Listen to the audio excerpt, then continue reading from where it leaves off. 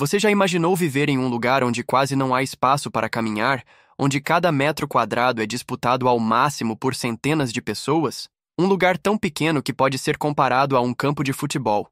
Bem-vindo a Santa Cruz del Islote, uma pequena ilha no Mar do Caribe, que se destaca como a mais densamente povoada do planeta. Aqui, cerca de 816 moradores compartilham um espaço minúsculo, onde as casas se amontoam umas sobre as outras, e cada canto da ilha é aproveitado ao extremo. Mas como tanta gente consegue viver em um espaço tão pequeno? Como essa ilha surgiu? E será que você conseguiria morar aqui? No vídeo de hoje, vamos mergulhar nesse lugar fascinante e descobrir os desafios e surpresas escondidos nessa incrível e caótica ilha. Então, prepare-se para uma aventura em um lugar tão pequeno que cada passo precisa ser calculado, onde a privacidade é um conceito inexistente e onde a vida segue em meio ao caos e à superlotação. Localizada no Mar do Caribe, Santa Cruz del Islote integra o arquipélago de San Bernardo, situado dentro do Parque Nacional Corales del Rosário, um dos ecossistemas marinhos mais ricos da Colômbia. No entanto, ao contrário das ilhas paradisíacas vizinhas, Santa Cruz del Islote não é reconhecida por praias de areia branca ou resorts luxuosos. O que realmente torna essa ilha única é sua superlotação extrema, sendo considerada um dos lugares com maior densidade populacional do planeta. Chegar até Santa Cruz del Islote não é tão simples quanto parece. Não existem pontes nem estradas. A única forma de acesso é pelo mar. Para visitar a ilha, é preciso pegar um barco a partir de Cartagena, famosa cidade turística colombiana, ou das ilhas vizinhas, como Múcura e Tintipan.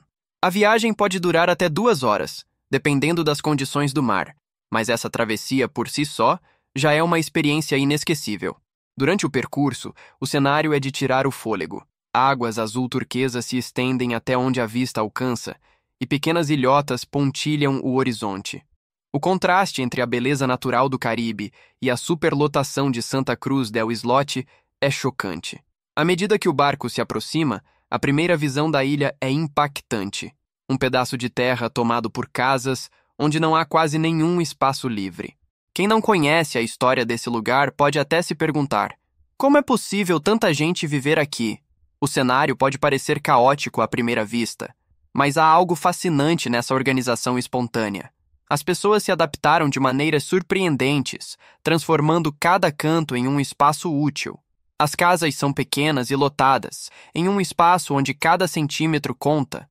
Não é incomum encontrar famílias de 10 ou mais pessoas dividindo um único cômodo. A falta de eletricidade constante obriga os moradores a fazerem ajustes criativos, como remover colchões dos quartos abafados durante o dia e estendê-los nas áreas mais frescas à noite. As paredes das casas, muitas vezes desgastadas pelo tempo e pela falta de recursos, são utilizadas como armários improvisados, onde roupas e pertences são organizados da melhor maneira possível. A cozinha, muitas vezes, é apenas um canto apertado onde a simplicidade reina. Aqui, espaço é um privilégio raro. Não há praças, grandes ruas ou áreas vazias. Cada pedaço de chão foi ocupado ao longo dos anos, e tudo é aproveitado ao máximo. Mesmo assim, a vida segue vibrante. Crianças brincam onde podem, famílias conversam nas portas de casa e a ilha inteira parece estar sempre em movimento. A população jovem predomina. Mais da metade dos moradores possui menos de 18 anos, e a taxa de natalidade é alta. Em média, cada casal tem pelo menos 4 filhos. O resultado é uma dinâmica social curiosa, onde mães adolescentes circulam com bebês no colo, e mulheres com pouco mais de 40 anos já são bisavós. Mas se há algo realmente valioso aqui, é a água. Sem abastecimento regular, os moradores dependem da coleta da chuva, armazenando cada gota como se fosse ouro. Quando chove, é motivo de alegria, não apenas pela brisa refrescante, mas porque significa que terão um pouco mais de água para os próximos dias. Mas não é só a água que é racionada. A eletricidade também é limitada e depende da energia solar. Nos dias ensolarados, os painéis solares garantem algumas horas de luz e funcionamento de aparelhos básicos. Mas quando o tempo muda, a realidade se torna outra. As noites são iluminadas por lanternas e velas, e os moradores precisam adaptar sua rotina à disponibilidade de energia. Mesmo com essas dificuldades, a vida na ilha não para. O improviso e a resiliência fazem parte do dia a dia, e cada morador aprendeu a fazer o máximo com o mínimo disponível. A ilha não tem um sistema de esgoto, e o lixo, infelizmente, encontra seu destino final no oceano que a cerca.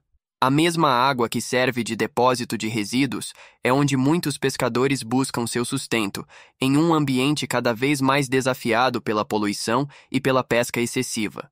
O contraste entre a natureza exuberante do Recife de corais que protege a ilha e a realidade dura da vida cotidiana é palpável. Mas afinal, como essa ilha surgiu? Como um pedaço tão pequeno de terra se tornou o lar de centenas de pessoas? A resposta está em uma antiga lenda local. Segundo relatos, tudo começou há cerca de 200 anos, quando um grupo de pescadores navegava pela região do arquipélago de São Bernardo e encontrou essa ilhota desabitada. Eles decidiram passar a noite ali e, para a surpresa deles, perceberam algo inusitado. Não havia mosquitos. Em uma região quente e úmida, onde os insetos são um problema constante, isso parecia um verdadeiro milagre. Encantados com a tranquilidade do lugar, voltaram para suas aldeias e espalharam a novidade. Aos poucos, mais pescadores começaram a utilizar a ilha como abrigo temporário durante suas viagens. Com o tempo, alguns decidiram fixar residência ali, construindo pequenas cabanas de madeira e palha. Mas havia um problema. O espaço era minúsculo e não suportaria uma comunidade em crescimento. Foi então que surgiu uma ideia ousada: expandir a ilha. A técnica usada pelos primeiros moradores era simples, mas eficiente. Eles começaram a lançar corais, pedras e até pedaços de madeira no entorno da ilha, criando uma base mais sólida sobre a qual novas casas poderiam ser construídas. Com o passar dos anos, camadas e mais camadas de material foram compactadas, aumentando a área habitável. Esse processo rudimentar de reconstrução continuou por décadas, até que Santa Cruz del Islote atingisse o tamanho que tem hoje. Claro, ainda é pequena, pouco maior que um campo de futebol, mas para seus moradores é um espaço construído com esforço e determinação. Essa expansão artificial permitiu que a comunidade crescesse, mas trouxe desafios. Sem solo fértil, não há espaço para plantações, e qualquer recurso necessário para a sobrevivência precisa ser trazido do continente. Mesmo assim, os moradores nunca pensaram em abandonar a ilha. O que começou como um simples abrigo de pescadores se tornou um exemplo incrível da capacidade humana de se adaptar e prosperar, mesmo nas condições mais improváveis. Atualmente, cada centímetro de Santa Cruz del Islote está ocupado. Não há mais espaço para novas construções, nem mesmo para áreas de lazer. O único lugar livre é um pequeno pátio do tamanho de um campo de tênis. E mesmo ele é disputado por crianças brincando e moradores que buscam um respiro do aperto das casas. O local também não tem cemitério, e após um cortejo fúnebre pelos corredores estreitos da comunidade, os falecidos são levados para ser sepultado em ilhas vizinhas. Mas apesar do aperto, a ilha tem personalidade. Suas casas são pintadas em cores vibrantes, trazendo um toque de alegria ao cenário apertado. A rua principal, conhecida como Calle del Adiós, tem apenas 15 metros de comprimento e o campo de futebol apenas 15 metros de comprimento por 6 metros de largura. Apesar dos desafios diários, Santa Cruz del Islote é uma ilha vibrante, onde a alegria sobrevive mesmo nas condições mais difíceis. Aqui, a música latina nunca para. Aniversários são comemorados com festa e as tardes são marcadas por partidas animadas de dominó entre os moradores. A sensação de comunidade é forte. Afinal, viver tão próximo faz com que todos se conheçam e se ajudem sempre que possível. Mas você deve estar se perguntando, como uma ilha tão pequena consegue se manter funcionando? A resposta é que mesmo sendo tão pequena, a ilha conta com o básico para manter a vida em funcionamento. Uma pequena escola, uma igreja, uma clínica de atendimento simples e um modesto hotel para os visitantes. Mas o que realmente chama a atenção é um detalhe inesperado. Até um bordel existe nesse pequeno pedaço de terra. Com poucos espaços de lazer, esse local se tornou um ponto curioso na ilha, surpreendendo muitos que visitam Santa Cruz del Islote. O turismo é uma das principais fontes de renda da ilha. Todos os dias, cerca de 300 pessoas chegam à ilha para conhecer essa realidade única, pagando uma pequena taxa de entrada que ajuda na economia local. O que atrai essas pessoas? Alguns vêm apenas para caminhar pelos corredores apertados e sentir o que é viver em um dos lugares mais densamente povoados do planeta. Outros se aventuram no aquário improvisado, onde podem nadar ao lado de peixes e até tubarões. Mas o turismo também traz desafios. Imagine um lugar que já está lotado, recebendo centenas de visitantes diariamente.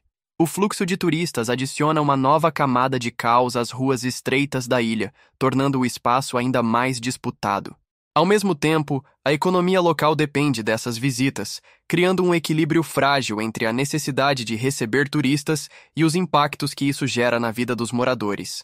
A vida em Santa Cruz del Islote pode parecer extrema para quem vê de fora, mas para os moradores, este é o único mundo que conhecem. Muitos nasceram aqui, cresceram nas mesmas ruas estreitas onde seus pais e avós também viveram e sequer cogitam a ideia de partir. Mas será que você conseguiria viver assim? Sem privacidade, sem espaço e com recursos tão limitados? Para os habitantes da ilha, isso nunca foi um problema. O senso de comunidade é mais forte do que qualquer dificuldade. E aqui vai um fato curioso. A ilha não tem polícia. Isso mesmo, não há delegacias, viaturas ou patrulhas. A segurança é mantida por um sistema de respeito mútuo e pela mediação dos anciãos da comunidade. Se surge um conflito, ele é resolvido por meio do diálogo, sem necessidade de autoridades externas. Parece impossível, pois é exatamente esse laço de confiança que mantém a ordem em Santa Cruz del Islote. Um dos aspectos mais interessantes sobre Santa Cruz del Islote é a forma como as tradições culturais e religiosas se mantêm vivas, mesmo em um ambiente tão restrito. A ilha celebra anualmente uma festa dedicada à sua padroeira, La Patrona, um evento que reúne toda a comunidade para rezar, cantar e dançar. Durante a celebração, a pequena igreja da ilha é decorada com flores coloridas e uma procissão percorre as ruas estreitas, ou melhor, os corredores apertados da ilha, acompanhada por orações e cantos emocionantes. Esse evento não só fortalece os laços comunitários, mas também serve como uma maneira de transmitir tradições de geração em geração. Outro aspecto que une os moradores é a comida. A gastronomia local é simples, mas cheia de sabor e tradição. Como a ilha não possui terras férteis para plantações ou criação de animais, o mar sempre foi a principal fonte de alimento. Os pescadores saem diariamente em busca de peixes, caranguejos e lagostas, que são preparados de maneiras tradicionais e servidos com acompanhamentos típicos, como banana da terra frita e arroz de coco. Mas nem tudo é como antigamente. A pesca, que já foi abundante na região, hoje enfrenta dificuldades devido à poluição e à exploração excessiva dos recursos marinhos. Essa realidade obrigou os moradores a buscarem alternativas, trazendo alimentos do continente para complementar sua dieta. Diante desse cenário, nos últimos anos, a comunidade iniciou, com o apoio de organizações não governamentais, um projeto de conservação marinha para reduzir os impactos à biodiversidade local. Entre as ações mais importantes está a criação de áreas protegidas destinadas à regeneração dos recifes de coral. Essas estruturas naturais são fundamentais para o ecossistema, pois servem de abrigo para diversas espécies marinhas e ajudam a manter a pesca sustentável. Além disso, os moradores passaram a participar de iniciativas voltadas à conscientização ambiental, aprendendo técnicas para preservar os corais e assegurar que os recursos marinhos estejam disponíveis para as próximas gerações. O desafio, no entanto, é grande. Sem um sistema de descarte de lixo eficiente e com o crescimento do turismo, a pressão sobre o meio ambiente ainda é intensa. Mas a ilha segue tentando encontrar um equilíbrio entre a necessidade de sobreviver e a responsabilidade de preservar o que ainda resta do seu frágil ecossistema. Outro grande problema é que a ilha já está completamente ocupada, mas a população continua crescendo. Com uma taxa de natalidade altíssima e famílias numerosas, a cada nova geração, o espaço se torna ainda mais disputado. A superlotação pode agravar a escassez de recursos básicos, como água e alimentos, além de piorar a qualidade de vida, com mais famílias dividindo espaços minúsculos e menos oportunidades de sustento. Diante disso, uma pergunta inevitável surge: até quando Santa Cruz del Islote conseguirá resistir? Será que um dia os moradores terão que abandonar a ilha e recomeçar suas vidas em outro lugar? O destino dessa comunidade única ainda é incerto, Mas uma coisa é certa: a resiliência de seu povo já provou que eles são capazes de enfrentar qualquer desafio. Em resumo, Santa Cruz del Islote é mais do que uma ilha. É um exemplo vivo de como a humanidade pode florescer nas condições mais improváveis. Aqui, em um dos lugares mais densamente povoados do mundo, a vida pulsa com uma energia única, onde o passado e o presente se encontram, e onde a simplicidade e a complexidade coexistem em perfeita harmonia. É um lugar que desafia expectativas, que inspira e que nos lembra do poder da comunidade e da resiliência. O vídeo está chegando ao fim. Agora conte-nos, o que mais te surpreendeu? Você conseguiria viver em um lugar assim? Deixe sua opinião nos comentários. Se você chegou até o fim deste vídeo, deixe seu like e inscreva-se no canal. Isso me incentiva a continuar trazendo mais conteúdos. Até o próximo vídeo.